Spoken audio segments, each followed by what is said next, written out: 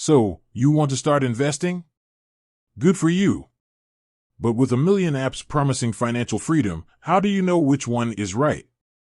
Today, we're diving deep into Wealthsimple. Is it the golden ticket to financial security or just another shiny app? Let's find out. First things first, what is Wealthsimple? In a nutshell, it's an investment app that promises to make investing as easy as ordering pizza. It handles everything from building a portfolio to rebalancing your investments. Sounds dreamy, right? But is it too good to be true?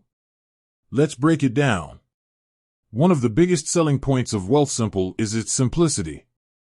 There's no financial jargon, no complicated charts. It's designed for the average person who wants to dip their toes into investing without feeling overwhelmed. You start by answering a few questions about your financial goals and risk tolerance. Based on your answers, Wealthsimple creates a personalized investment portfolio. Now, simplicity is great, but what about returns? Is Wealthsimple actually good at investing your money? Well, past performance isn't indicative of future results, but Wealthsimple has a decent track record. They offer a variety of portfolios, from conservative to aggressive, so there's something for everyone. Plus, they use low-cost ETFs, which means more of your money stays in your investments and less goes to fees. But let's talk about those fees. Wealthsimple isn't completely free. They charge a management fee, which is a percentage of your investment. It's not the cheapest out there, but it's also not the most expensive. And remember, you're paying for convenience and automation. Another thing to consider is customer service. Investing can be stressful, and having good support is crucial. Wealthsimple generally has decent reviews in terms of customer service. They offer email and phone support, and for premium members, there's live chat. So far, so good. But is Wealthsimple right for you? Let's talk about the alternatives. If you're a hands-on investor who likes to pick your own stocks, Wealthsimple might not be the best fit.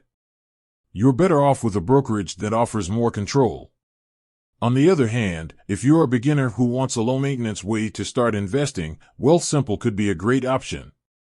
There's also the issue of diversification.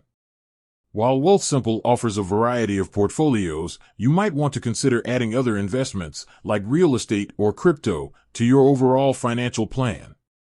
The bottom line?